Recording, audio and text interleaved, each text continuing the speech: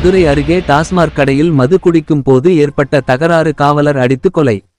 மதுரை அருகே முதல்நிலை காவலர் முத்துக்குமார் அடித்து கொலை செய்யப்பட்டார். தாக்குதலில் ராஜாராம் என்பவர் படுகாயம் அடைந்தார். 40 வயது காவலர் வியாழன் அன்று பணி முடிந்து முத்தையன்பட்டியில் உள்ள டாஸ்மாக் கடையில் மது அருந்தும் போது அங்கிருந்த கஞ்சா வழக்கில் கைதான பொன்வண்டு மற்றும் அவரது நண்பர்களுக்கும் அறிவுரை வழங்கியதாக கூறப்படுகிறது.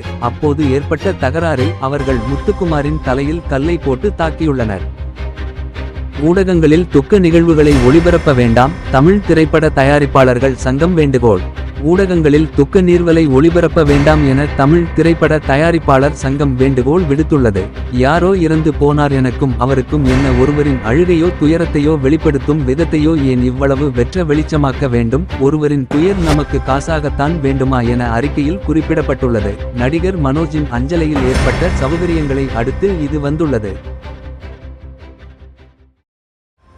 குஜராத்தில் ரூபாய் 10க்காக கையை பிளேடால் அறுத்து கொண்ட 40க்கும் மேற்பட்ட பள்ளி மாணவர்கள்.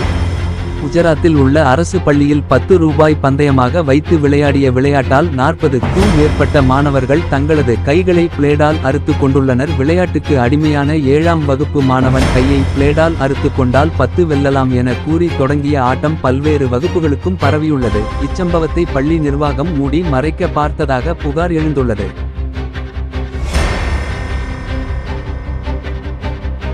உபியில் குடிப்பதை நிறுத்தாவிட்டால் வெட்டி ட்ரம் இல் அடைத்து விடுவேன் என கணவரை மிரட்டிய பெண். உத்தரப்பிரதேசத்தில் குடிப்பதை நிறுத்தா விட்டால் உடலை துண்டு துண்டாக வெற்றியை தமிழ் அடைத்து விடுவேன் என பெண் ஒருவர் தனது கணவரை மிரட்டியதாக கூறப்படுகிறது. காலையில் தாமதமாக இருந்ததால் மனைவி தன்னை செங்கலால் தாக்கியதாகவும் அந்த நபர் வீடியோ ஒன்றில் குற்றம் சாட்டினார். மனைவியுடன் சமாதானம் அடைந்ததால் சம்பந்தப்பட்ட நபர் போலீசில் புகார் அளிக்கவில்லை என கூறினார்.